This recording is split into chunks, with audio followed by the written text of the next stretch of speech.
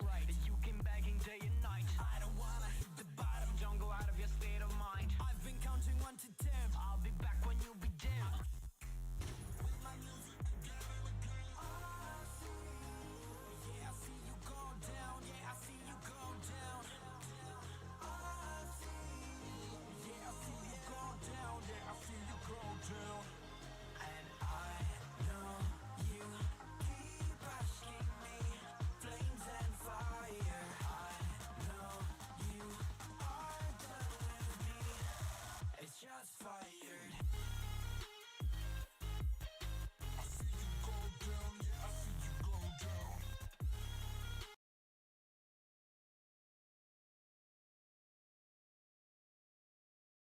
And I know you keep asking me, flames and fire. I know you are done with me. It's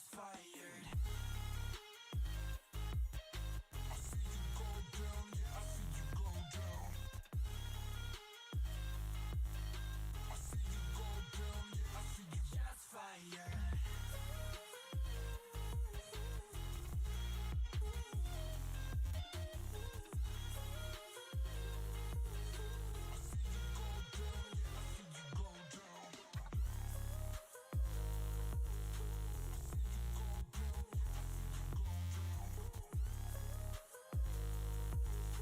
I see you just fired. It's just fire. I know you keep asking me, flames and fire. I know you are done with me. It's just fired. I wanna see the light.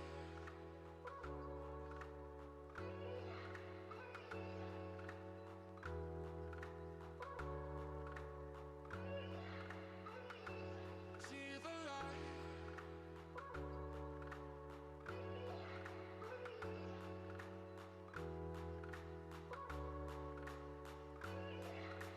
I wanna see the light.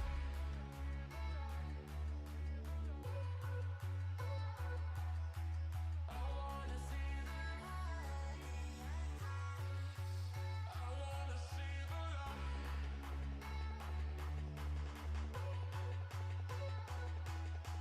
I wanna see the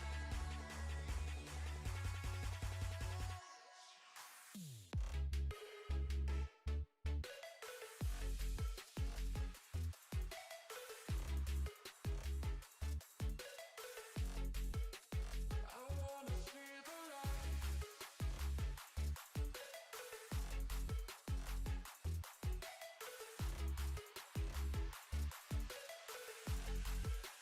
I wanna see the light. I wanna see the light.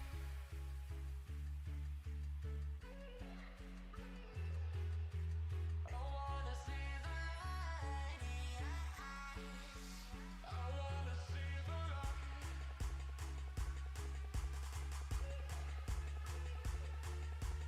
I wanna see the Good morning. It's SADDbones. Let's see, you guys. It's this morning still? Yes. Oh my gosh, I'm late. I know. I'm sorry. It's been one of those mornings, if you know what I'm saying. You know? When you know, you know.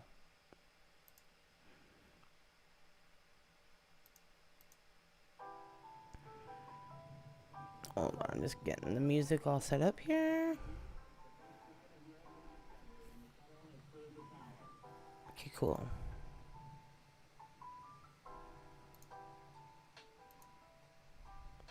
Wonderful.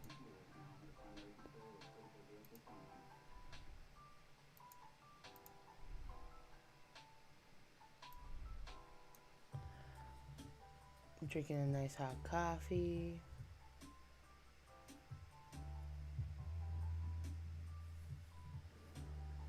Just before we get started, we're gonna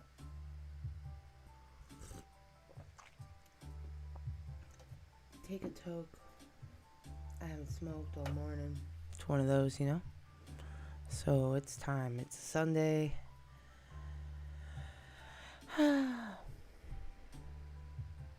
Let's do this. Hold on. Restore chat? How do I? Yep. Thank you. Thank you.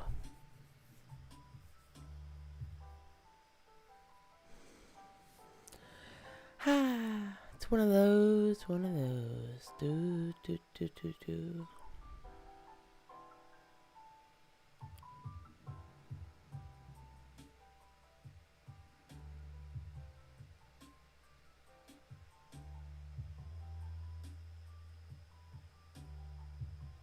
I'm trying to think. I think I'm good. Okay. Let's do this. Put some chapstick on. My lips are super dry. I'm actually kind of excited. I'm just gonna wait till there's a couple people in the chat before we get started.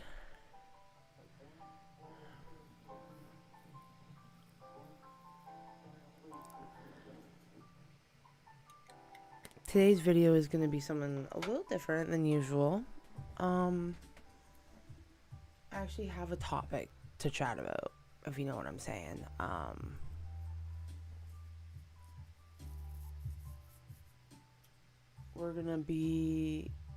I have a whole bunch of, I went down and wrote a whole bunch of little points down that I want to talk about today. And what I want it to be is more like an open conversation sort of thing. You know, back and forth, it can be a discussion.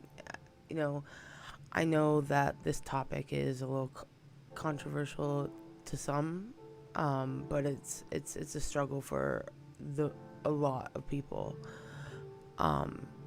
and hopefully I can shed a little bit of light on this horrible disease that people do struggle with, right? So to that, cheers. Let's get a smoke in.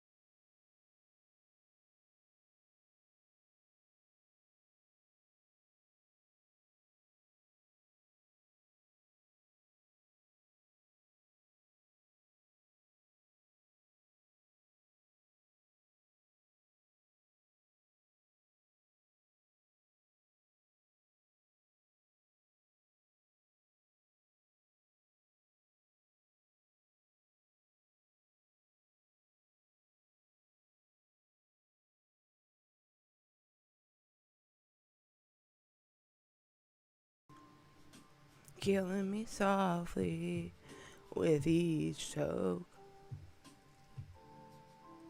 Oh, really? Oh, God. This overlay is causing me issues.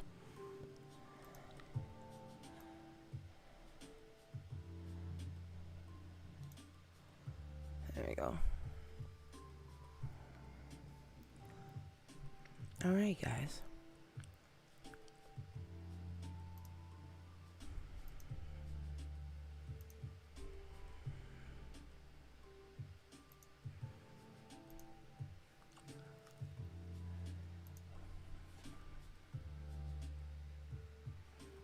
Patience. That's another thing I might make a video on, is patience, because that's something that I lack sometimes.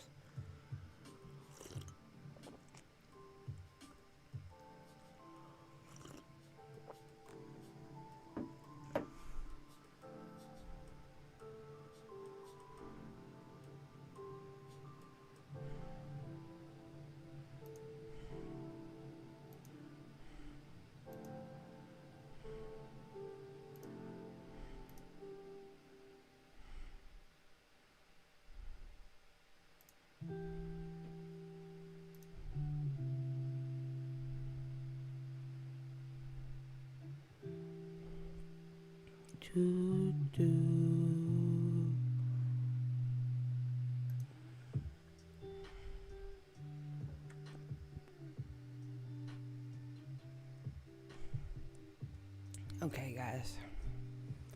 Let's see what we can do here.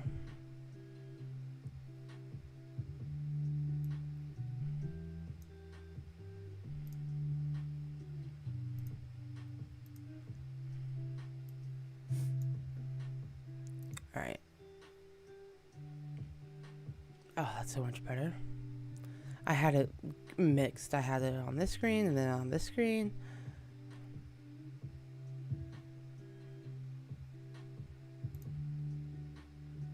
No more music. Cut the music. Cut. We'll sit in silence for one moment.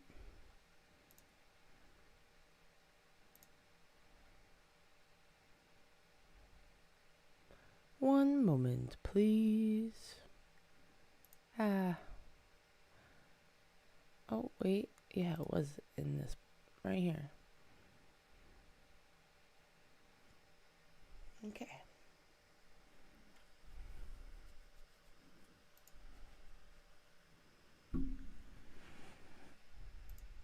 Morning coffee, lo-fi jazz, something like that, maybe. Yeah.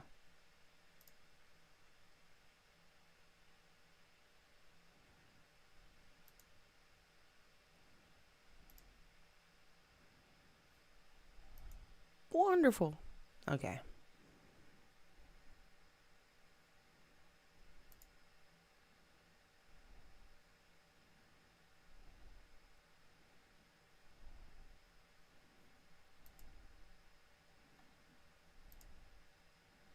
Take me away.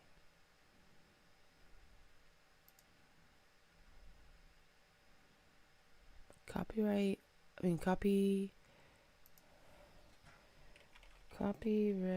free. Lo-fi, definitely.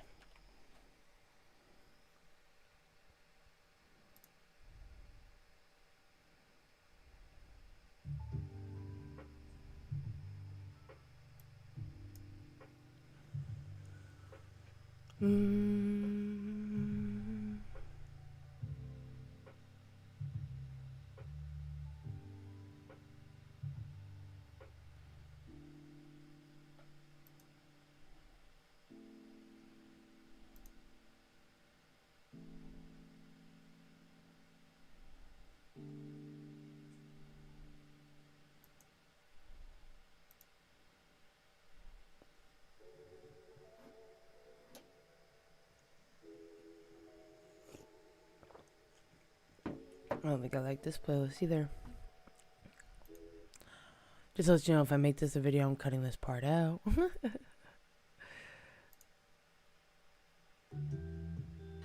I like this one. I feel so bad I'm late, but it is what it is, you know? This is what I'm like, I'm gonna start scheduling streams when I can, and then this happens.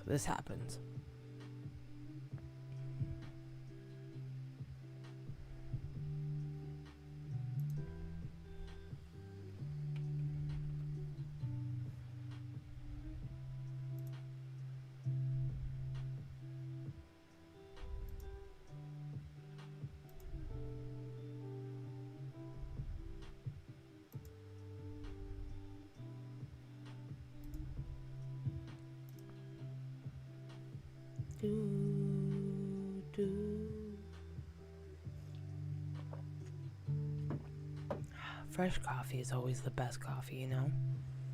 There's something about like that first sip.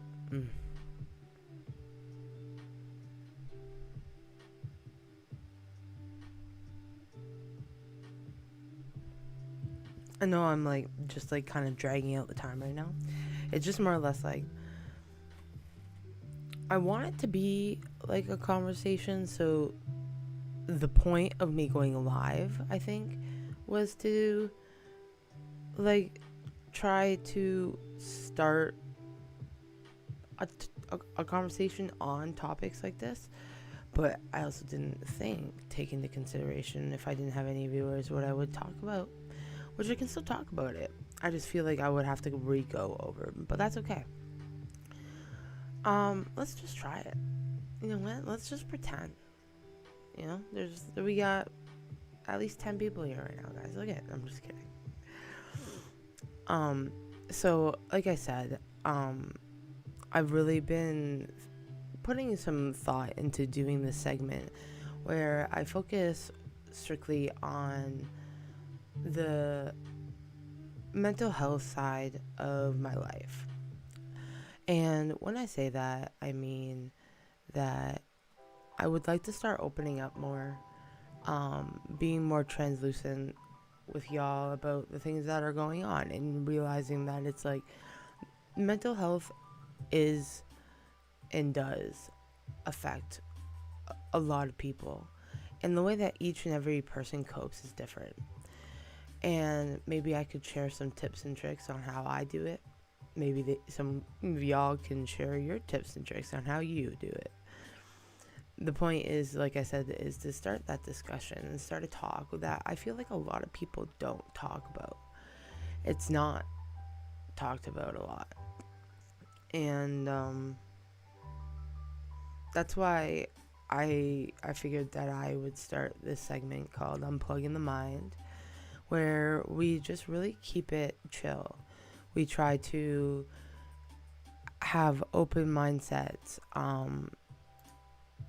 open dialogue.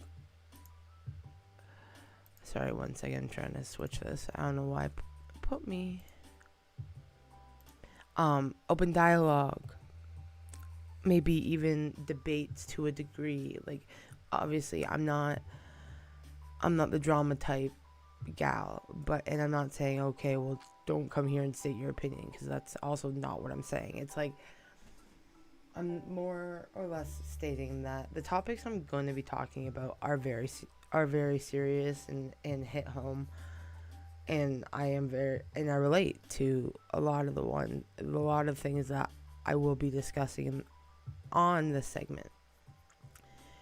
And when it comes to that, is I just sort of hope that when people come to view it, that, like I said, they keep that open mind, and knowing that your opinion is wanted to be heard, as long as it's something constructive in a sense. And I just hope that gets translated correctly with my English there, because what?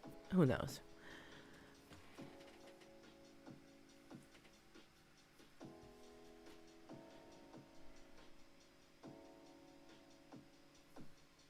Alright, here goes nothing.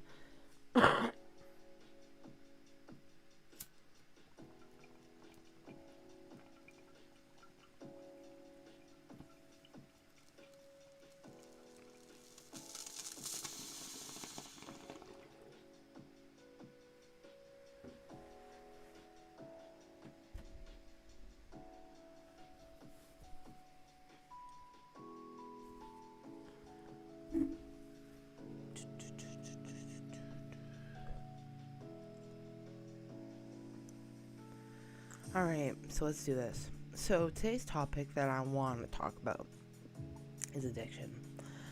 Now addiction, I know that's a heavy word.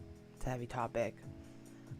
As I finish taking a toke and then go right into, let's start talking about the topic at hand. But I think that's the point.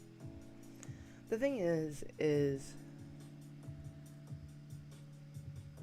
addiction has many faces, right?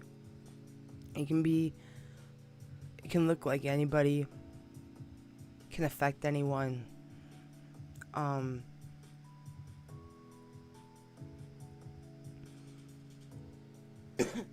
Trying not to cough. One moment, please.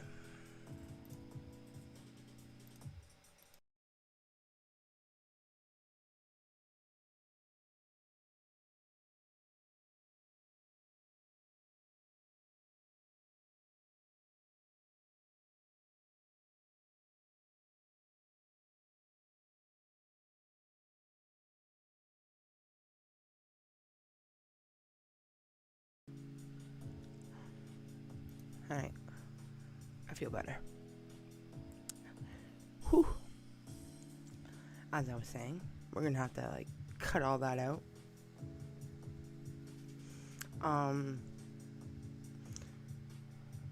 So addiction is classified as anyone who continues to engage in a behavior with difficulty stopping. So I looked that up. I was kind of interested in what that kind of ensued. And when I say that, I mean I have difficulty stopping a lot of things, not just my addictive behaviors, I'm realizing. And that also it plays different parts and different, it's kind of a different aspects from different parts of my mental health. Because everybody, I believe that mental health is sort of a spectrum in a sense, that people do and can have more than one specific type of mental health, and that can play a part in everything that you oh my gosh, I lost my train of thought. But the mental health, that could play a part in everything that you do. And examples obviously of the common addictions are alcohol, drugs, gambling, all that type of stuff. The thing is, there's also addictions to food, to sex, to caffeine. Caffeine's a drug, and here I am. And it's there's such a wide spectrum of addiction, and what behaviors classify as an addictive behavior. So hopefully my research that I did can come into play and help a bit with some things. And also, if I can get educated in any way, that's even better, It's that's what I want this to be. I want this to be more maybe give and take type segment, where it's the more interaction, obviously the better. But I also understand because they're such heavy topics that it's going to be hard to actually want to participate at times, right? So the compulsive nature of an addiction surfaces as a result of rewarding stimulation in the brain. When I read that, I was okay, I get that, the stimulation, but what exactly is stimulation? That was because when I think of stimuli, I think of outer mostly stimulation. So video games, music, the noises, all that stuff. Realizing now that stimulation is an encouragement of something to make it develop or become more active. So our brains run on stimulation at times. I don't even know if that's a true fact. Here I am saying it. But I mean, we kind of crave stimulation. Is that maybe the proper term?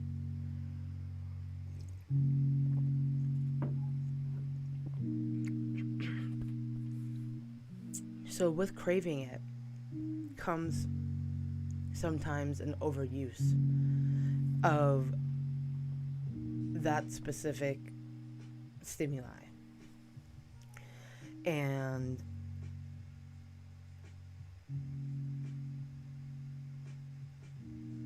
I'm just looking. So it's like the compulsive nature of an addiction surfaces as a result of rewarding stimulation. So it's like rewarding that stimulation is the key point to the reason why addiction is such a powerful thing. And it's because those rewards, that almost gratification, is what we seek out, that feeling that these behaviors and these substances make us feel. And it's like we get so caught up in it, and it's something that over time we have to learn that there's different ways to reward ourselves for doing things that are that should be rewarded in a sense. Do you know what I mean? Like, we're humans, we run on constant validation, which is okay. And it's like, I just hope that makes sense when I say that. It's like the amount of, I keep losing my train of thought. I'm sorry, guys. I just want to say that it's like when I cut this into a video, hopefully, fingers crossed, I'm gonna like cut out all my like dead space and me like dissociating in the middle of this, because that will happen probably 9 out of 10 times I'm talking. And we got Nat in the chat. Thank you so much. Welcome. It's great to see you here. Thank you for tuning in. I have been talking to nobody for the past 29 minutes, but that's okay because I'm still going with the script. I'm keeping with the show. We're doing this, okay? Even though I'm late, we're doing it. That's my motivational speech for today. All right. So addiction can also often involve obsessive psychological preoccupation with getting, using, and recovering from the addictive substance or behavior. So, like, I think people are, that's another aspect, a huge aspect to addiction, is the culture behind it. And that's it. It's a culture. There's community, there's people who, if you use the same substance, if you participate in the same behavior, a lot of the times, sorry, I had something in my mouth. A lot of the times, you learn to build connections and friendships, in a sense, with these people. And it's through using these things, these substances and behaviors, that you build a strong connection with them.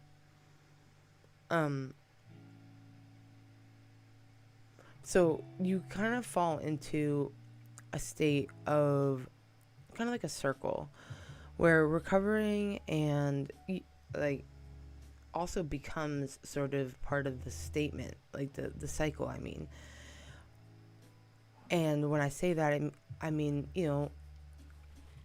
you go from one, oh my gosh, there's a cat hair in my mouth, guys, and this is horrible. But you keep going from one extreme to the next, in a sense, when you try to just jump from one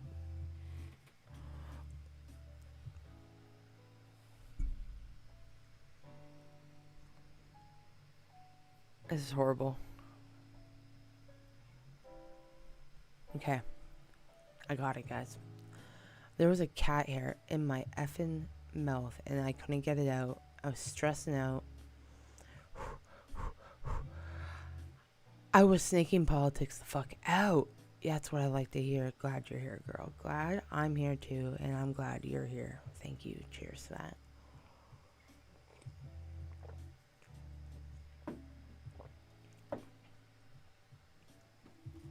I'm gonna take a little break. Toke. We're discussing the topic of addiction today. I all I do is smoke weed, but I had my bouts with other substances, so I get it. And yeah, when I quit hard drugs in high school, I dropped lots of druggy friends, right?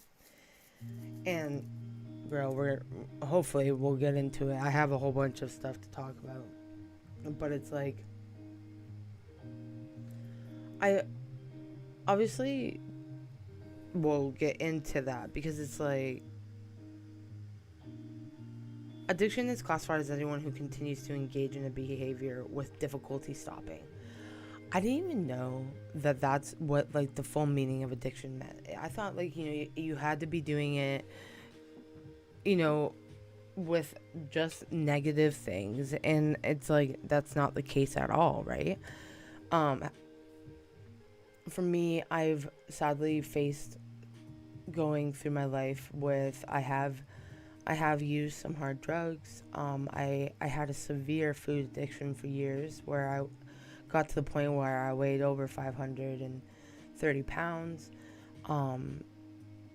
And, then I got addicted to, I would say, later in life, trying to connect with people through therapy, through different things like that, and seeking out validation. That was my next sort of type of addiction, realizing that my personality is a very addictive type personality. And it's like finally ending on my caffeine and weed dependency in a sense. And when I say that, I don't want it to be looked at in a negative way or anything. And that's one thing I really want to make sure I make it like clear is it's like I never want what I'm saying to be strictly one way or the other. Do you know what I mean? It's not just strictly a good or a bad thing. Black and white thinking is one thing that I strongly try to practice. But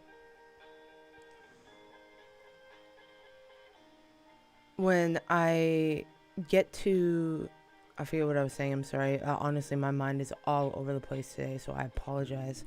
I gotta catch up on the chat though, Nat. I'm sorry. But all I know is I still struggle to this day with certain issues with my addictions and my addictive personality. And I forget what I was saying right before that. It'll probably come back to me at some point, but this is the life of a stoner. Also, I barely slept last night, so that's another thing. Yet, we're here. We're here. So it's like, I have not done hard drugs since I was 17, except for my pill fiasco. That prescription drugs is a whole nother aspect to it. Yes. And a bad reaction. So, oh my gosh, I was talking about black and white thinking. Girl, you made me help me go into. But what my point was, I just want to finish my thought about the black and white thinking, is that when I say that, my dependency on weed and caffeine, and that it's like I do have that addiction today, in a sense, and that's a realization I need to come to, or have come to and need to accept, is that it doesn't need to be a negative thing. There are people who do use very addictive type substances and do participate in addictive behaviors to cope with a lot of other maybe underlying mental health, physical health, and other issues that may be going on. So to me, it's important to always keep an open mind, and that's why I don't ever like to judge. It's like, if you need to if you are like, let's say you're a recovering alcoholic, but you yourself have decided that you would like to have a beer. It's like there should not be anything stopping you except your own will, and that is your distinction. And it's the same with smoking. It's like, do I need to pack that extra bowl? Probably not. So am I going to take it? That's a decision I need to make. So anyways, that's what I wanted to say to that. So no more pills unless I absolutely need them. Not, I'm proud of you. Getting over any type of addiction is extremely difficult. And even though it might seem like it was not as serious, because I even straight up talk about later the worst type of addictions, which, just to let you know, spoiler alert, there's no such thing as the worst type of addiction. All addictions are bad. It's just which one kind of causes more detrimental health issues to your body down the line is what really ends up being, because there's a difference in video gaming addiction over an alcohol addiction, you know.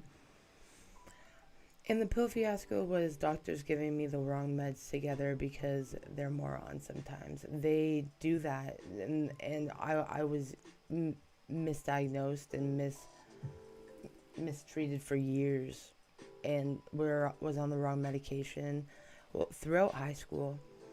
And I'm really glad that you were able to get through that. Yeah, I've got binge eating disorder. Get this. I was a personal trainer and fitness model. Weight isn't always a factor. True. In fact, binge eaters and bulimics are often a normal weight. That is very true. That is very true. At my worst, I weighed like 92 pounds because I was either binging or not eating. I'm more normal weight now, like 115 at 5'2". Exactly. And like I bet you feel healthy with, and that's one thing I realize with weight, is with dieting, with the whole culture of body positivity, is that as long as you feel healthy in the body that you're in, I don't feel like it's anybody's right to judge to any other degree, right? And when I say that, I mean, of course, people have opinions. But at the end of the day, everybody has the right to make their own decisions for what they need, what's best for them. And that shouldn't be looked down upon in any case. I use cannabis mostly for medical reasons, mostly. LOL. Girl, I get that. I'm right there with you. Yeah, smoking weed isn't the best either, but it's not like I'm smoking crack or shooting heroin. Exactly, girl. I just focus on feeling good and eating regular meals, then I'm at least likely to binge. I am least likely to binge. Honestly, marijuana has helped me with my eating disorder immensely. And that's where addiction has that like line, and I do talk about it. I do have a whole bunch of stuff written down, so I hope you're willing to listen to me ramble for a bit about some stuff. But there are reasons why these become coping mechanisms for us. You know, they might not need to be this entirely extreme thing for it to still be a part of something that you want to maybe change in your life, and do you know what I mean? But at the end of the day, it's like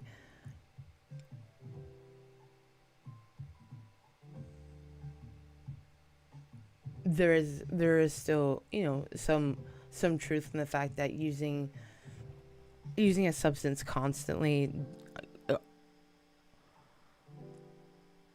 or participating in behavior constantly does qualify as an addiction. And it's like, okay, but where can you ride that line? And that's where I'm like, there can't be any black and white thinking. There needs to still be that line in between, even when it comes like to topics such as this.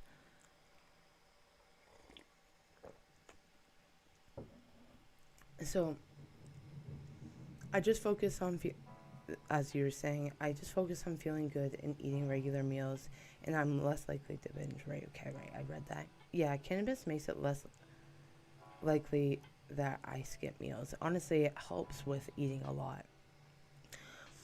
Um, Speaking of addiction, let's continue to participate in my. And cheers to that. We're taking a little break. Like I said, I'm gonna be making this a video. So I'm gonna be all over the place. You're gonna be in the mind of SADDbones for a little bit here. We're only just to let you know I've been live for 42 minutes. Doing wrong. The first, I would say 15 minutes was me sitting in silence and trying to decide if it's worth me starting to talk about this stuff. And I'm like, yeah, it is. Let's just do it. But I'm only on like the 5th little thingy, and just let you know I have like 4 pages I wrote out of stuff that's like, maybe we can just, like I said, like, I don't know if you were here when I said it, but it's like I sort of want this segment to be a little bit more of a discussion segment if that ends up where it turns to be. And it's like having a discussion and healthy conversation about heavy topics with people who are like-minded and want also the best for others and stuff like that is hopefully my goal in all this, right? So, as I was saying, cheers. let's take this toke.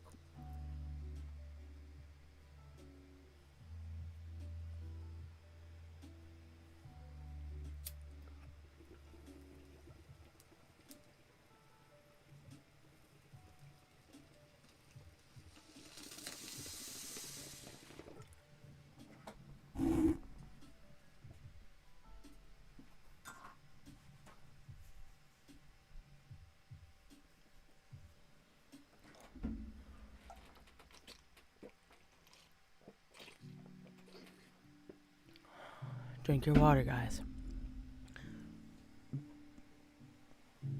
Working on my Evil House book, chillin', and down for a discussion. I just don't have a lot to say unless I have a disorder or no, but exactly. No, that's okay.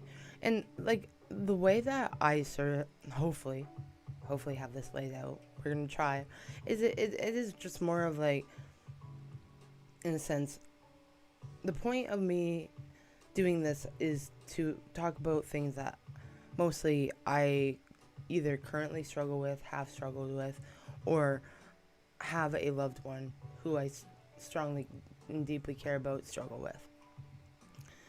And this is just sort of the way that I've sort of coped and learned to deal with it over the years of having this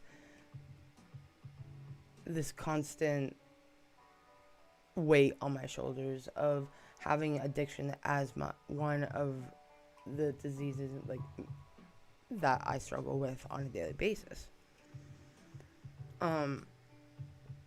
So it says here, commonly the cornerstone of addiction is continued engagement in said addictive behavior despite adverse consequences such as career problems and deterioration and all that stuff. So that's like the extreme level of one side of addiction, right?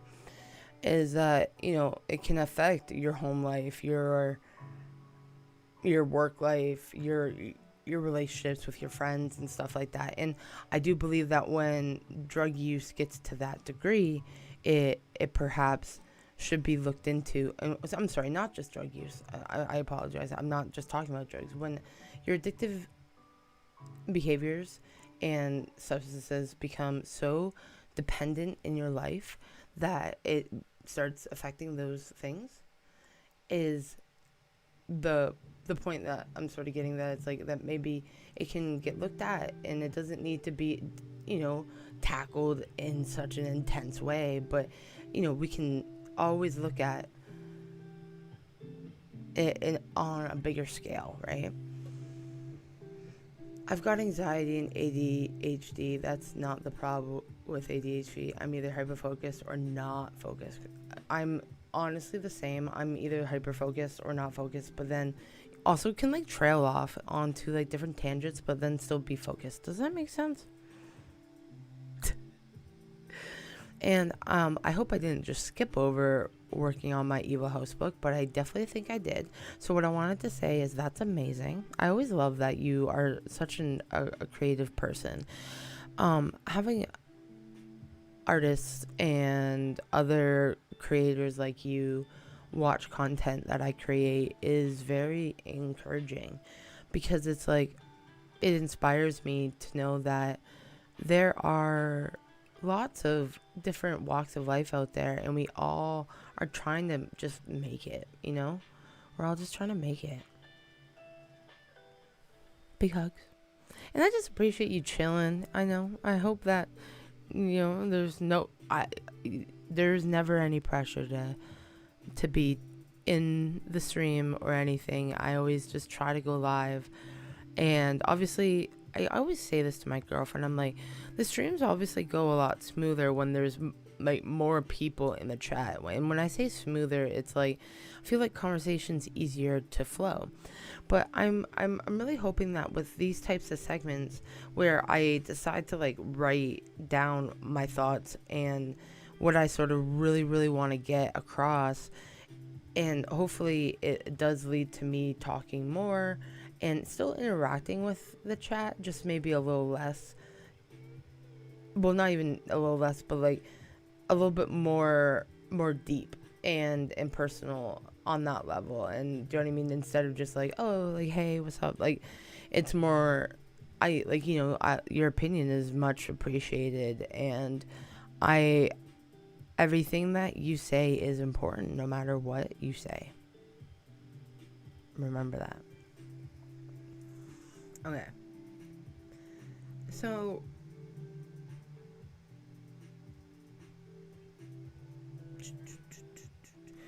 obviously, one of like the main issues that I know I personally struggle with addiction is that over long use, like, of any substance or any over use of a behavior, it becomes a habit, right? And habits happen to be one downside to an addictive personality. I'm sorry, I was reading. So it becomes a habit, and you keep performing this habit, whatever. Actually, the point of what I was saying is that it's like you build up a tolerance to this habit, to these substances, to these behaviors. You slowly have used it so much over time, and it requires more of that said substance or behavior in order to provide the same desired effects.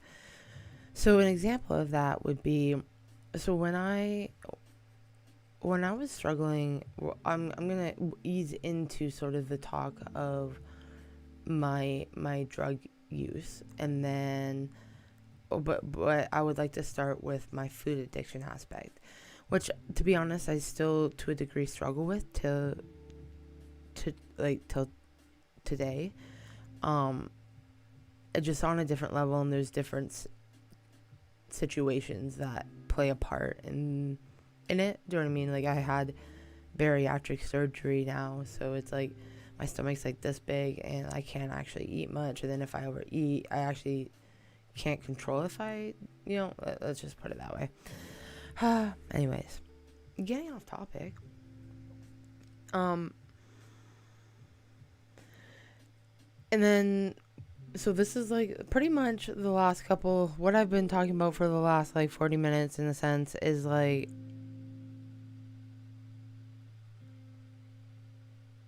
the different effects of addiction.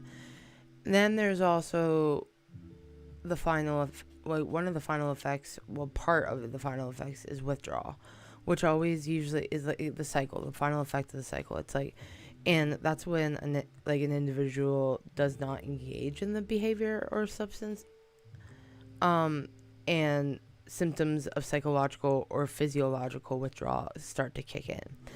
And that's like actual things such as like sweating. I think I wrote them down. Symptoms will be different for each individual, with substances or behaviors, and also vary due to the addiction. Right. So sweating, like for more hardcore type addictions, those types of withdrawals are a lot more intense. People can actually, really struggle with their health in general coming off those types of things. Yet, it's like there's these types of overall symptoms that still, like generalized symptoms that still happen in general when withdrawal kicks in, agitation, irritation, all that type of stuff. I know, like for me, when I don't get like it's different due to the fact that I don't just smoke weed, right? I consume weed, like tobacco, with my weed, and to that, it's like the addictive aspect for me in this scenario is the tobacco. And I get withdrawal symptoms from that, and that's definitely the irritability, anxiety at times. That's also with coffee. And it's like, it's being mindful in those moments that it's like, why am I being affected right now? And then it's like realizing, oh wait, it's because I'm not participating in this outer stimuli right now. And it's like, that's the part that I have to learn to get past, because that's the hardest feeling.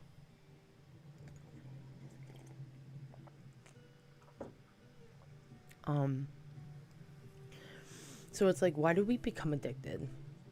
It's like, there's no one reason.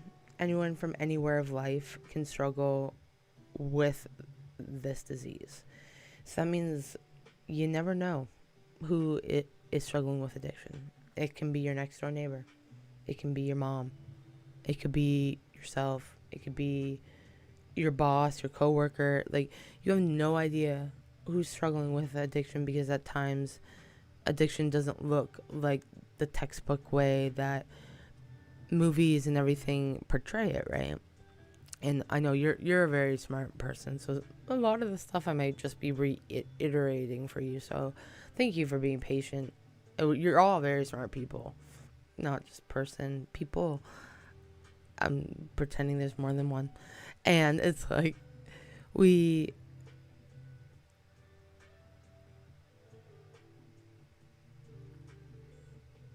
off topic again. My train goes on the track, off the track, on the track. Okay. But it's like, oh, that you already know most of the stuff anyways, but I'm just reiterating. It's like, however, we'll get into that. There are two primary factors that make someone unable.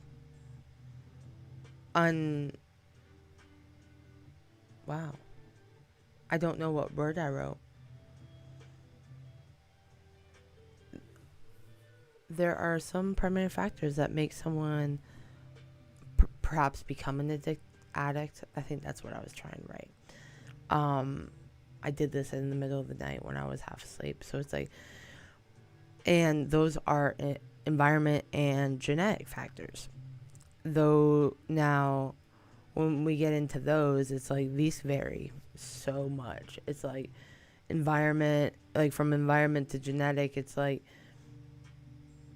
it doesn't even need to be a scary situation you're in, or a bad disease that somebody had. It's like it could be like a legitimate mental health issue, such as anxiety that someone in your family has struggled with in the past that now you have.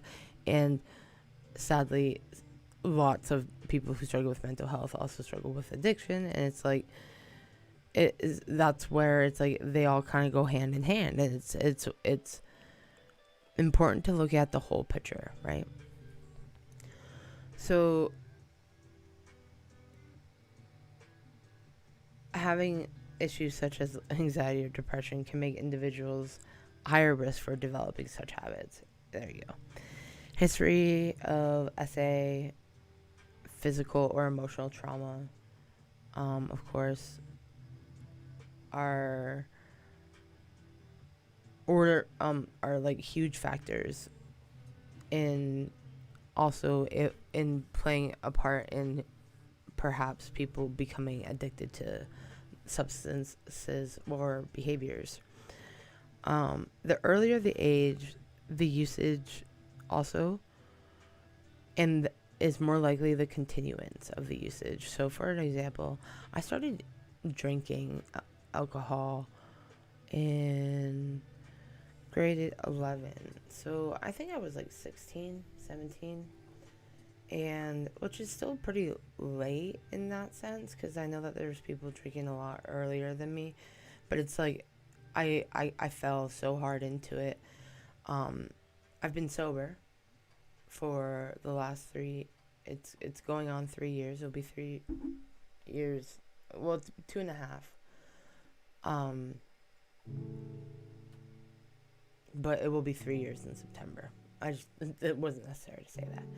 But I just hit my 2 years. So it's not really 2.5. But yeah, it's like alcohol became for me a huge substance issue. And I became so reliant on it to feel stuff. Like, do you know what I mean? Like, to feel my emotions and to be able to cope with my emotions. That it's like the only way that I would want to feel anything was while I was intoxicated, because it was like if I wasn't, it felt too overwhelming. Realizing now that it was like the alcohol's interaction with my medication, the alcohol interacting with my mental health. It's like all these things played a factor, and it's like I wasn't aware of it then, or mindful of it then. And being mindful is the main part of it all when trying to change a habit and trying to learn to live with addiction.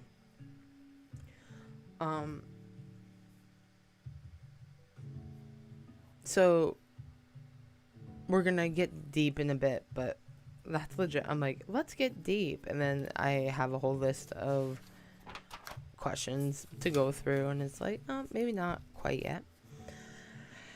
So it's like, can being addicted to these behaviors and substances lead to mental health? And it's like, in short, yes. Depression and anxiety and many other psychological problems can be induced, and in other cases, the mental health issues may persist long term. Sometimes this can be looked at as the chicken or the egg scenario of like what came first. In that sense, it's like, but in both cases, mental health will be addressed in treatment no matter what. And that's another thing with addiction is treatment. Treatment follows addiction. They go hand in hand, you know? All right.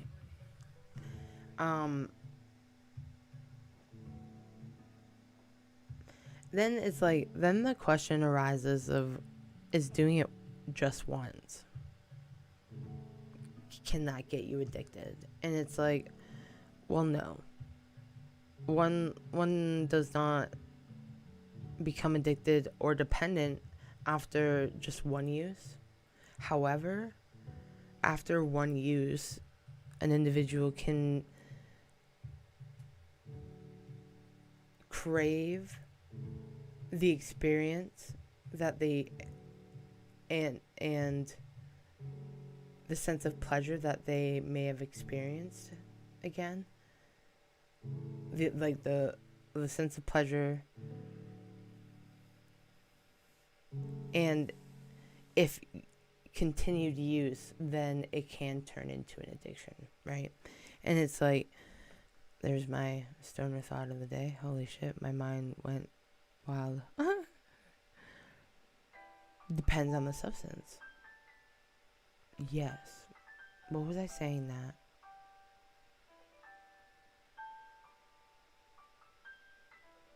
Sorry, I lost my train of thought. I was reading. Hold on. Is there such thing as... No. Oh, right. So one does not become addicted or dependent after one use. However, after one use, an individual may experience a sense of pleasure that they may want to feel again. And if use is continued, then the habitual nature of addiction can begin to take effect. It's like, don't get me wrong, you can participate in one substance. Hold on. If all addictions were equal, people would be able to get crack and heroin patches to quit, just like tobacco. And exactly. And that's where legitimately you're beating me to it. Look at you, girl. High five. It's like my very next point. It's like, is there such thing as like the worst addiction? It's like the answer to that is there's no like full such thing as like a worse addiction. There does happen to be more deadly addictions. Alcohol addiction versus video game is varying levels of one being more deadly than the other. And that's a great example you just said, where it's like heroin and crack, even though tobacco is extremely deadly as well. They're looked at differently in society, and therefore people are unable to get the help they need. That's yes. Certain substances are highly addictive, even when people just do it once. Yes, that is very true. Yeah, being addicted to collecting stamps isn't as deadly as crack addiction, though. Well, cheers to that. Right? I'm pretty sure my addiction to me playing video games, and the word addiction is so heavy, it feels, right? Like, and that's what I think the point. Like, I don't want it to be such a heavy word if it's brought up in my chat and in my stream, because it's like, it's something that is a big part of my life that if it's always looked at negatively, am I ever going to be able to move past it? Do you know what I mean? It's actually easy to get help to quit tobacco, but its availability and acceptance makes it more difficult than other drugs. Exactly. And it's the same with like caffeine and stuff, but no, you're right. The tobacco situation, there's like programs that help you quit smoking and all that stuff. There's programs that help you quit drinking, and that's such a great statement that it's like the acceptance makes it way more difficult than other drugs. And that's where it lies with like alcohol, and it's sort of come full circle here in Canada once we legalized marijuana fully throughout the entire country, because people are still like unsure how to go about it if they don't like it, if they don't like what people are doing with it or whatever. And it's like realizing that it's like alcohol isn't accepted by all, but it's widely accepted due to the fact that the culture built around it is that more uplifting, like positive, whatever. It's like, go down to any drugstore, they have a whole section for quit smoking, gum patches, pamphlets, etc. There's even hypnosis videos here on YouTube. I've used them, just not for smoking. True. Ever try healing frequencies or subliminal videos? I've tried healing frequencies. Subliminal videos. No, I have not. Do you have any that you would recommend? That's actually cool. I'm going to look up the meaning of subliminal in a minute, because I don't fully know the meaning of it. I get migraines, so I can't drink that much. Was always able to take it or leave it.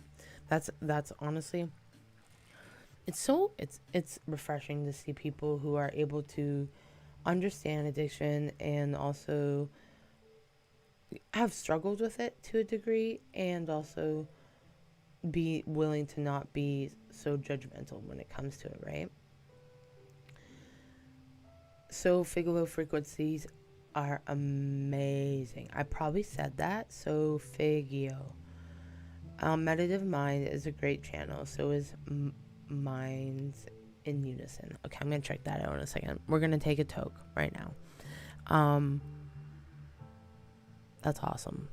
I also just let you know that we're getting low off topic, and that's okay because that's what happens here. It's not a SADDbones stream without it. I ended up showing my girlfriend that Mars YouTube, and dang, it was awesome.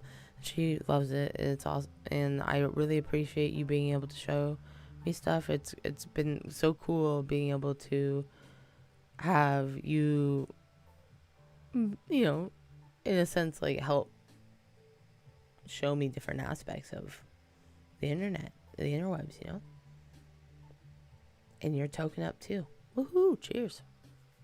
We can turn up this music a bit.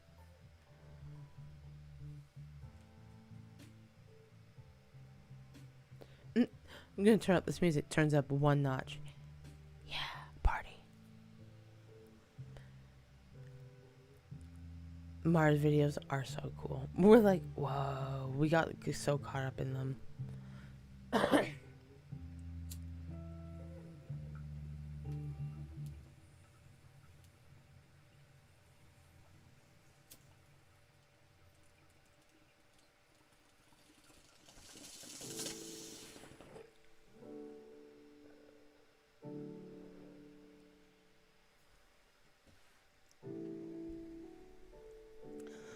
I love that.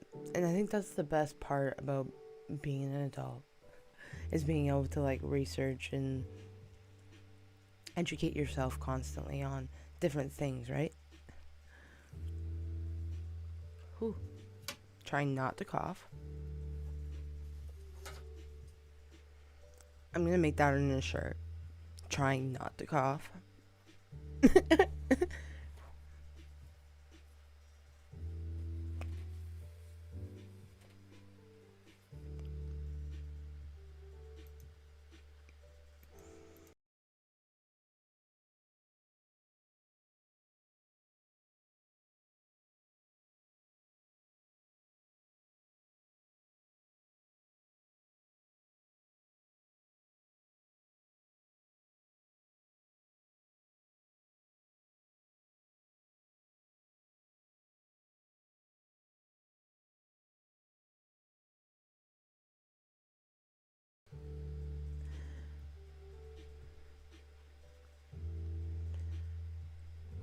Mostly like aliens, paranormal, or ancient artifacts, or mysteries. Heck yeah, I love all that.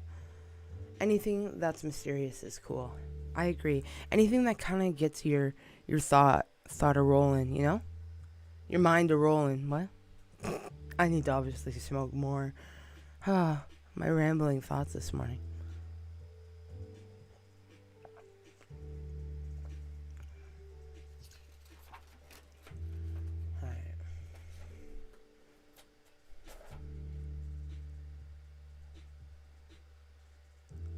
Edition. Blah, blah, blah, blah. Sorry, hold on. I'm trying to figure out. Right. Okay. It inspires you. I love that.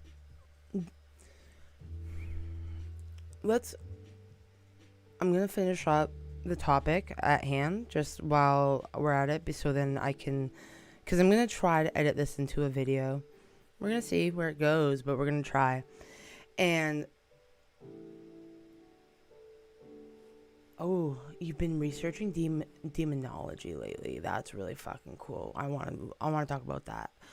I've also been researching paganism and stuff like that, so we can get into that discussion.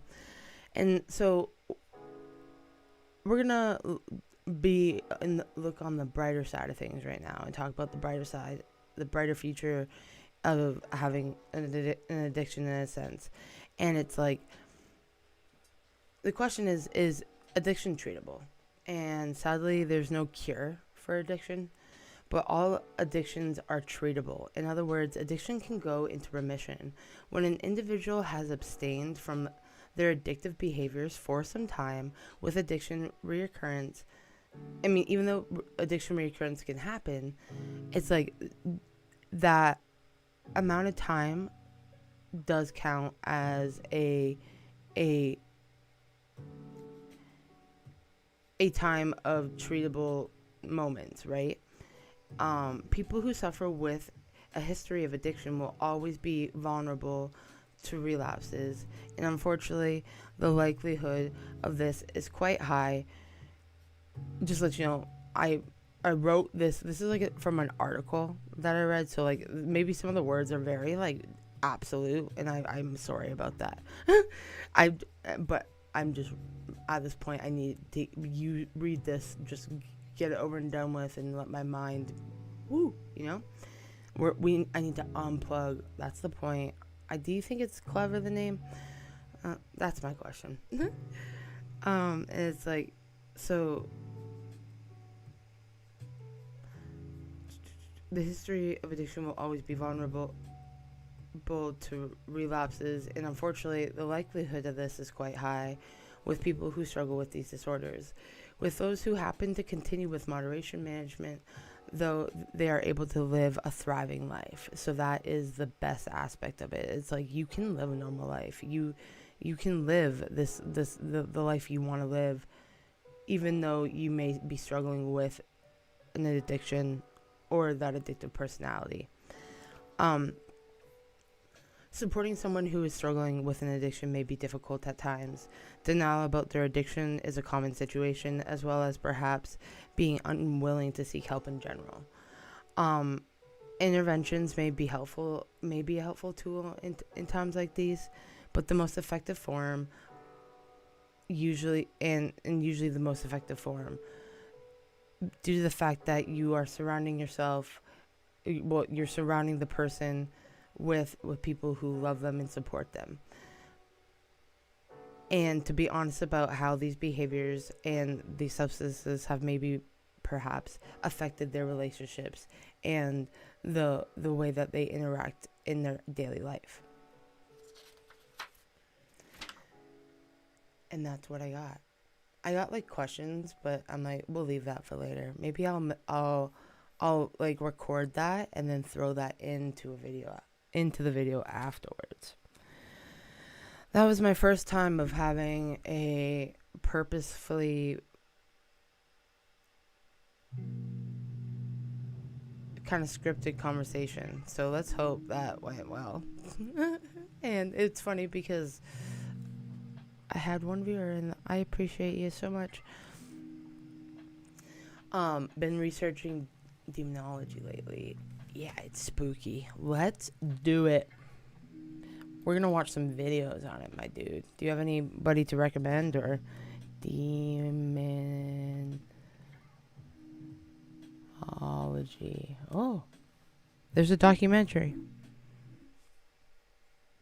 Spooky. Okay. Hold on a second. All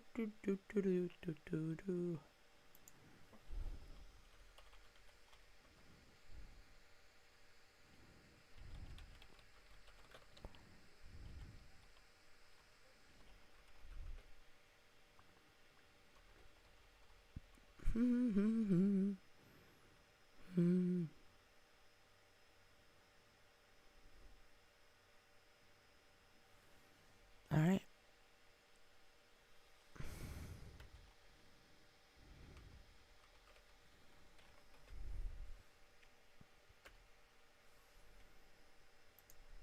Let's do this.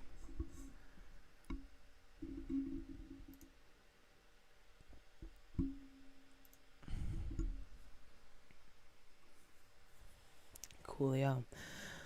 I think this one though might be the best one to watch, or I'm gonna pause it and talk a lot. Hopefully, that's gonna be the goal.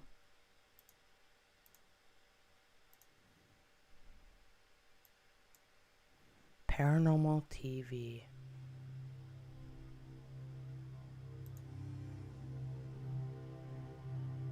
Okay, we gotta restart because that's a question. Holy shit.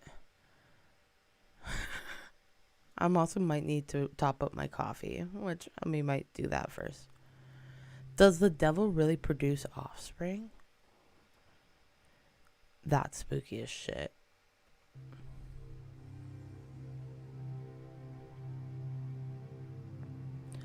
Do sons and daughters of Satan walk the earth? Dun dun dun dun.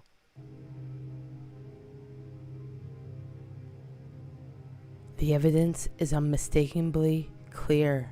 Are you fucking kidding me? I didn't know it was clear. They are here. Fuck. Yo, Nat, you watch Supernatural?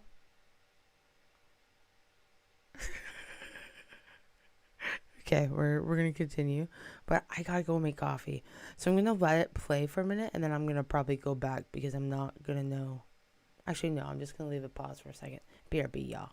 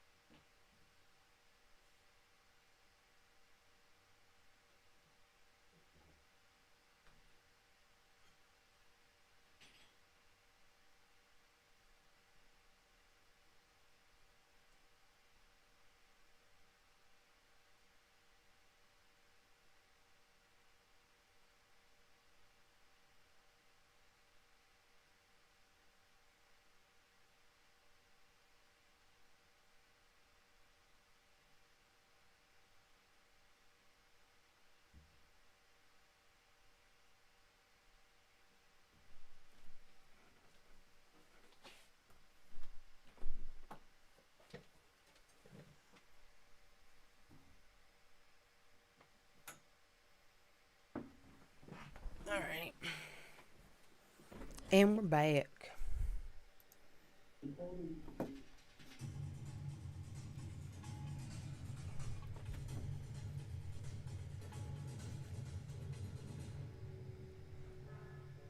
(666) revealed. To understand the children of the devil, first we must understand Satan himself. Lucifer, Beelzebub, Belial, Prince of Darkness, the Wicked One, Old Nick, Mephistopheles, Satan. Old Nick? That's what we call Santa Claus. The devil goes by many names and has had many faces over the years. But who exactly is he? What does he look like? His very existence has been a source of debate within the Christian church since its beginning. His role within God's scheme has been argued back and forth throughout the ages. Here we will show you the devil in all his guises. Judge for yourself if this supreme evil still walks the earth, tempting, seducing, and corrupting those of little faith. All religions have devils and demons, forces of evil that seek to harm us. According to scientists and other secular scholars, these devils and demons are a means of labeling those unseen and often unjust forces of nature that cause us harm. An evil supernatural being must surely be behind it all. The word Satan means adversary, and the term appears in both the Old and New Testaments. Okay, let's pause this though. I need to know something. Let me look it up. Does the devil exist only in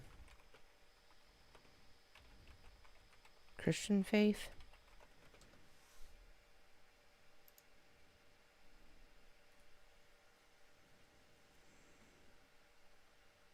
Does the devil exist only in the Christian faith? That's what I want to know. The devil in Christianity.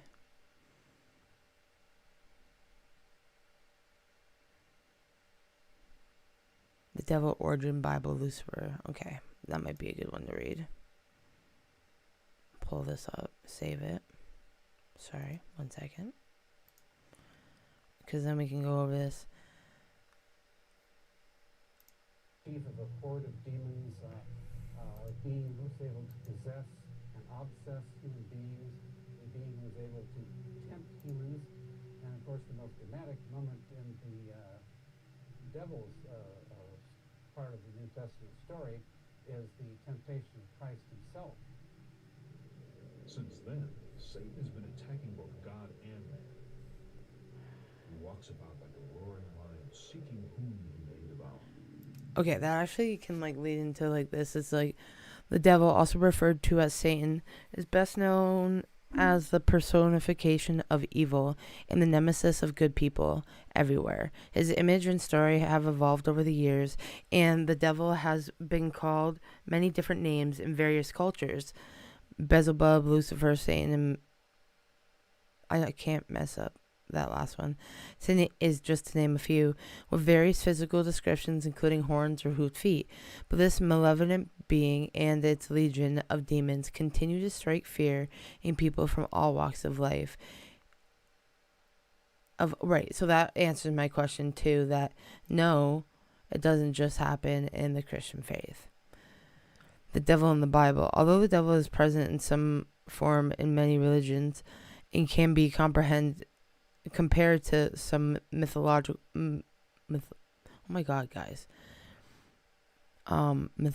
gods, he's arguably best known for his role in Christianity. In modern biblical translations, the devil is the adversary of God and God's people. It's commonly thought that the devil first showed up in the Bible in the book of Genesis as the serpent who convinced Eve, who then convinced Adam to eat the forbidden fruit, which, I'm sorry, Adam has free will. He could have just decided himself. Eve did it herself. She had to suffer the consequences, but no, not Adam. Well, I guess they both did, but at the end of the day, I'm just saying, why is she the bad guy? In the Garden of Eden, as the story goes, after Eve fell for the devil's conveying ways, she and Adam were banished from the Garden of Eden and doomed to mortality. Doomed. Many Christians believe the devil was once a beautiful angel named Lucifer, who defied God and fell from grace. This assumption that he is a fallen angel is often based the book of Isaiah in the Bible, which says, "How art thou fallen from heaven, O Lucifer, son of the morning? How art thou cut down to the ground, which didn't weaken the nations." Didn't weaken the nations, whatever that means. Okay, Bible. All right, so that's where we got.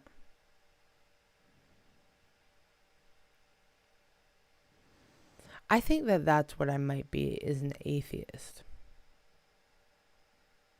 Perhaps. Or, I believe in maybe, evolution.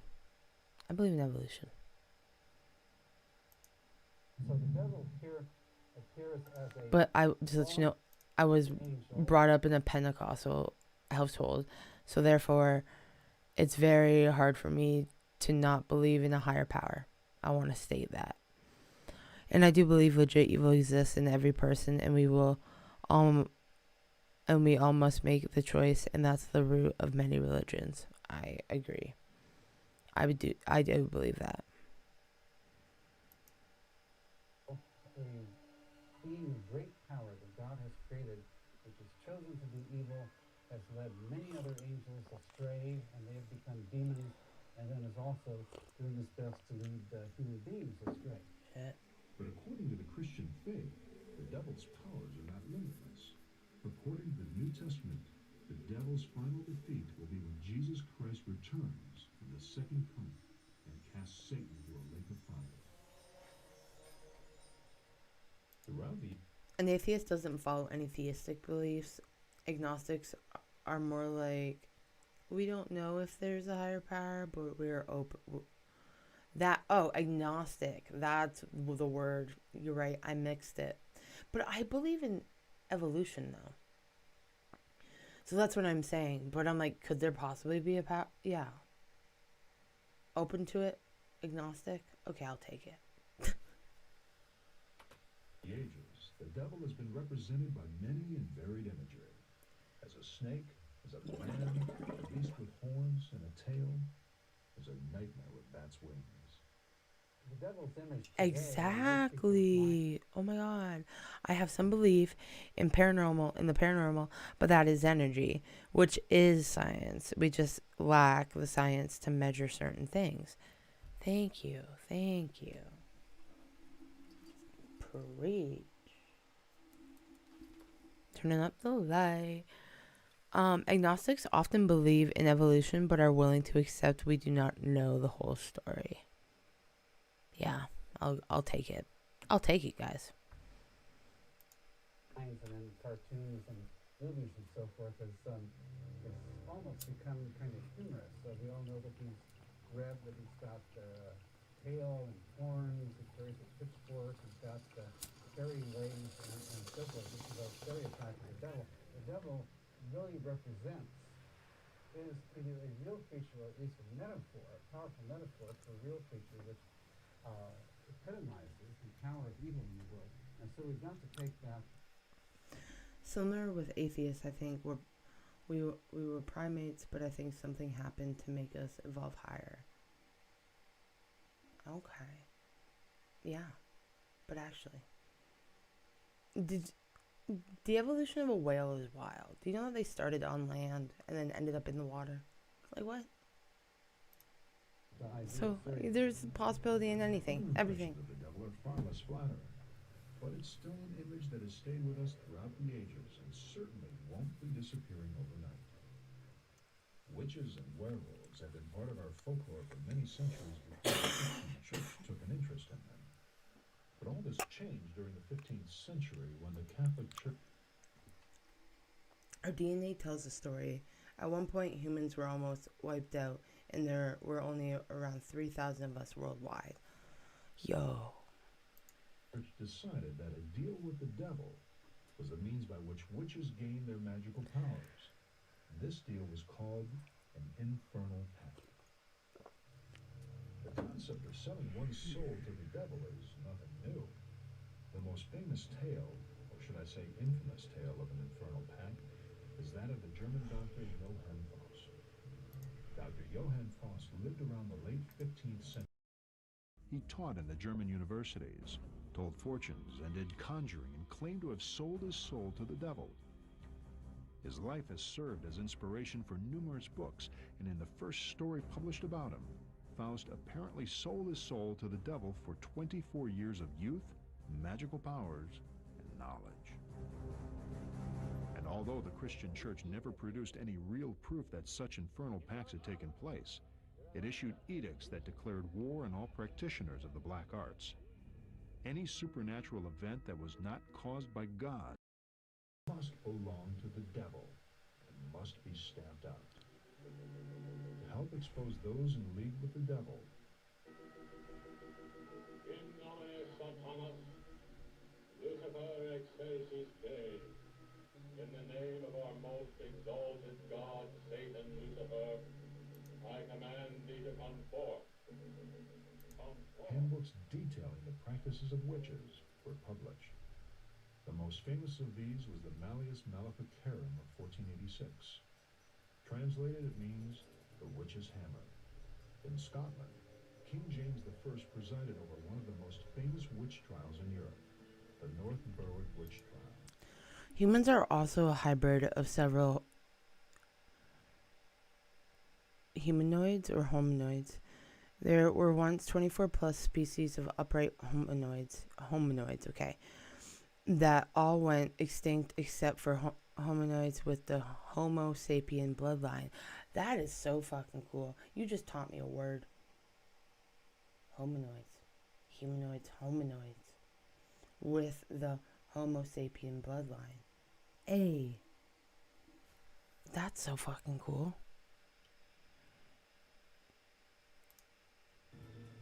The 5 women standing trial were accused of using witchcraft to kill the king. After being tortured Let me look that up, but I'll leave this Faced playing. the charge. Their leader was Anne Simpson, who confessed to performing satanic rituals in the church, with the devil appearing and demanding that all witches present do penance and kiss his Just to butt let you know, to when I Satan. read that, I wanted to make sure I was reading it right, not doubting you. I just doubt my own self. And of duty, this and other acts of sorcery were carried out, all in the attempt to kill the king, and all were unsuccessful. After this trial, King James went on to write his own guidebook about demons and witches, entitled Demonology. In it, he stated that assaults of Satan are most certainly practiced, and the instruments thereof merit most severely to be punished. But it wasn't only the village wise women who were the targets of this witch craze. No woman was safe, and in fact, whole villages would have their entire adult female population decimated in a witch hunt. And being a man was no guarantee of safety either. Werewolves were also thought to be witches. Male witches, who through their infernal pacts with the devil, turned into wolves at night to ravage the countryside, raping and murdering young women and children. Oh, God. In 1589, eyewitnesses claimed to have seen a transformation of a man into a werewolf. For years, Germany had been plagued with murderous attacks against young women. The Christian church's hunt for the devil and all those in league with him continued for over 200 years. Hey, I have red hair. Well, sort of. I have some red hair gene. Most white Europeans have 2 to 3% Nithantral. I always mess up that word. DNA. They had the redhead gene, as in the same gene humans have for red hair, which is the most common in Upper Europe.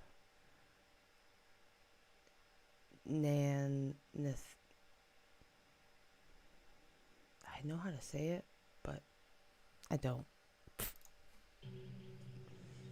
We can now legally and legitimately worship the devil if we choose.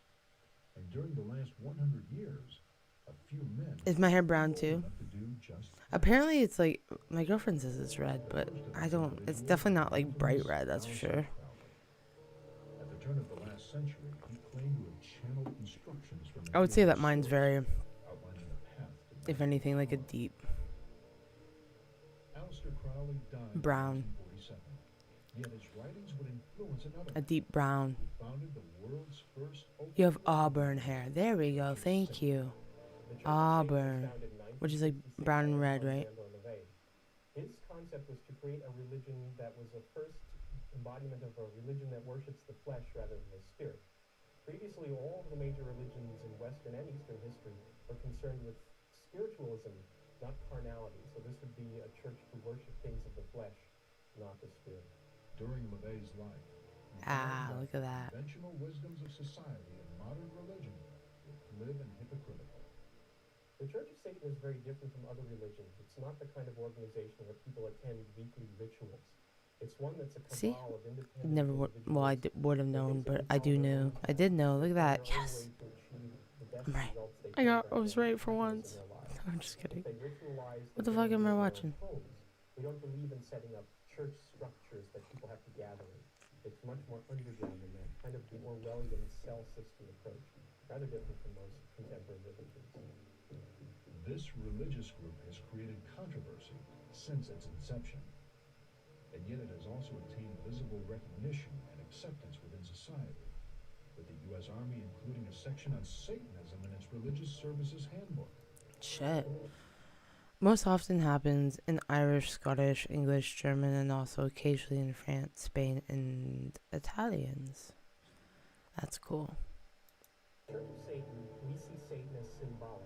It's an archetype, one that represents the independent individual. It's quite apart from... Just to let you know, I'm probably gonna try to keep the stream at the 2-hour mark. I'm already getting to that burnout stage now. Oh, I hate that. It just hits me, you know? That's another thing we're gonna talk about in one of these segments is the type of burnout and the type of mental health that I have with my BPD and all that stuff. Russians also can have redheads. but they're usually not freckled. I got freckles. Framework. You don't accept the Christian idea of there being a God and a devil, a creator and creations. We believe that Satan is essentially an idea and a symbol for us. According to LaVey, Satan represents man as just another animal, sometimes better, more often worse than those that walk on all fours, who, because of his divine, spiritual, and intellectual development, has become the most vicious animal of all. All of human consciousness is metaphorical and symbolic. It's natural to our species. So essentially, we pick the right metaphors and symbols that we feel Is my camera doing something weird? Man and nature functions. So It looks like it is. Looks like it's cutting in and out. Nature, akin to a force of gravity. It's not an entity. It's not something to worship or something. Well, my phone's super hot. I might have to end the stream a little earlier than I expected. It's simply a natural force. There are 9 rules It's like doing for satanic statements put forward by LaVey in his Bible. They include: Satan represents vengeance. Rah. Fuck. Why is it so hot? Sorry. I'm like putting my hand right on the camera, but it's like hot as hell. Am I frozen? Oh no, okay. I think the camera might be fixed now. Hold on. I'm going to open the window. It is hot in here.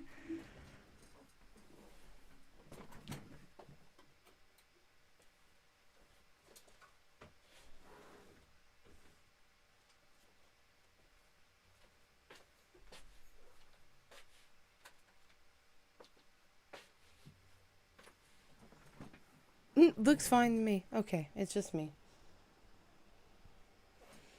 Still, it was hot as heck. Maybe it's the hat.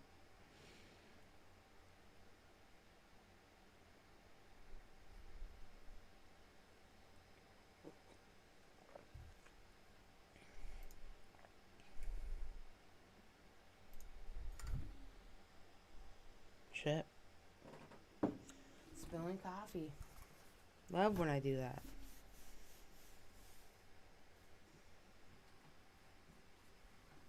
Hold on.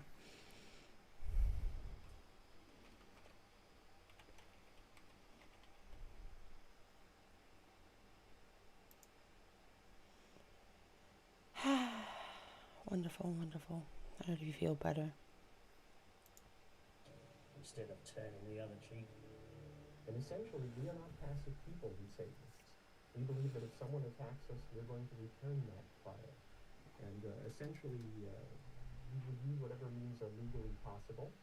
And some Satanists might feel that they might have to go beyond the law. Satan represents all of the so-called sins, as they all lead to physical, mental, and emotional gratification. Here we're referring to the classic 7 deadly sins, which are basically the ones that would lead one into Dante's Inferno, yes. And all the good things, vanity that motivates you, just all the things that actually are the basic elements that motivate humans to do things. Can the devil possess us? Can he enter our bodies and control us? According to the Bible, he has this power. Fuck. As do his demons. There are numerous references in the Bible of Jesus exorcising demons from those possessed. But does this still happen today? I was gonna say, what does like possession look like today? In the early period of the Catholic Church, exorcisms were very common, and were even done by those with the simplest of faith.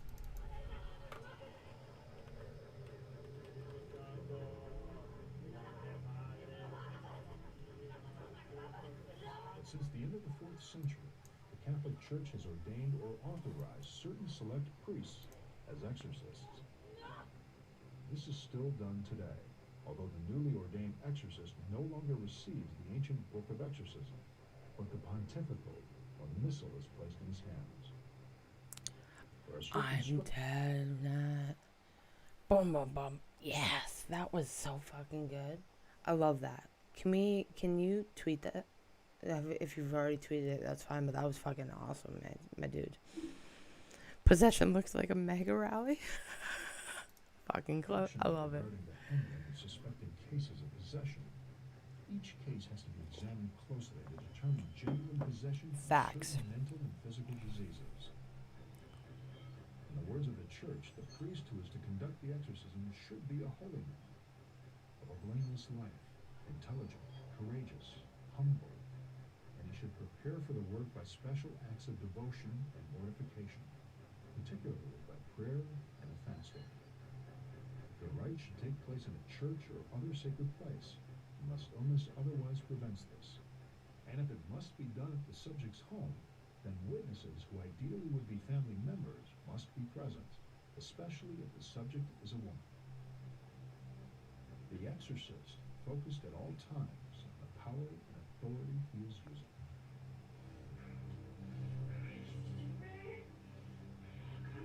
The Blessed Sacrament is not to be brought near the subject during the exorcism. Oh, that makes sense. Okay, that's acting. Typically ordained priests carry out all exorcisms. Unfortunately, no. Dr. Rebecca Brown, who has written the books He Came to Set the Captives Free and Prepare for War, makes extraordinary claims of having personal contact with demons, including Satan himself. Including Satan himself. Summarizing orgies in Dr. Brown's book. I watched in utter drive. We'll skip this. Why is there so much about that? In her book, He Came to Set the Captives Free, Dr. Brown recounts the story of Elaine, a female pig. Here we go. But does he actually produce offspring on Earth? I'm sorry, I skipped a bit because I'm going to watch this video later, but I also wanted to get to the point, in a sense.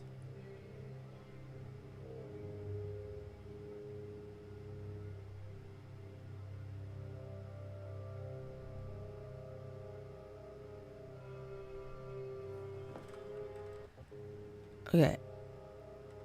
The most evil beings that ever walked the earth have one thing in common.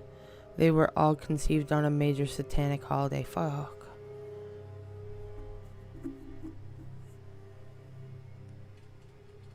May 19th, 1870. Satanic holiday. August 24th. A.K. the Great Sabbath and the Fire Festival. Albert Fish was born in Washington, D.C. in 1870. Holy fuck. That's something to look up right there. Tell reporters. I was unmercifully whipped, and daily I saw boys doing many things they should not have done. A New York resident, Fish presented the outside world with a meek Christian family man who adored his children. But things quickly changed when in 1917, his wife deserted the family. Fucking It wild. was this event, experts say, that triggered his manic descent into sadomasochistic behavior.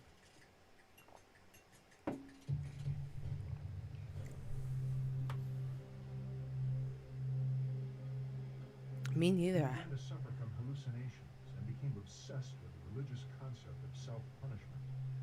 His children often witnessed him hitting his nude body with a nail-studded paddle until it bled. I always had a desire to inflict pain on others and to have others inflict pain on me. I always seemed to enjoy everything that hurt. Fish has spent a lifetime torturing victims, torturing himself, just deriving all of this pleasure.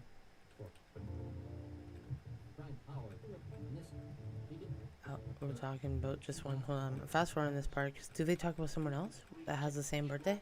The envelope had an imperfectly erased address. Scrap brick.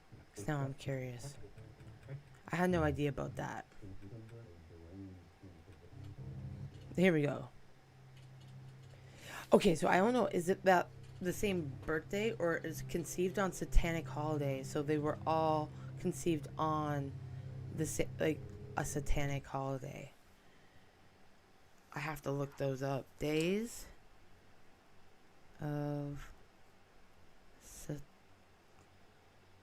satanic holidays. That's fucking cool. Andrei Romanovich Chikatilo's murderous rampage lasted 12 years, beginning in 1978. The man that history remembers as the Butcher of Rostov was born in 1936. At an impressionable age, mother told Andre that 7 years earlier, his older brother Stefan had been kidnapped and eaten by neighbors. The story had a What the profound fuck? effect on the chronically bedwetting, much-teased boy. There's something happens in the upbringing, in the psychological development of serial killers that allows a very, very kind of ancient atavistic impulse to be acted on. He eventually became a teacher at a local school, but there were reports of sexual assaults against students. He was made redundant in 1981. Experts have profiled his modus operandi. He soon found a job as a supply clerk at the local industrial complex. The job entailed a lot of travel, which took him to many railway and bus stations. It was there that they found his victims. Chikatilo preyed on the weak and vulnerable, particularly young vagrants.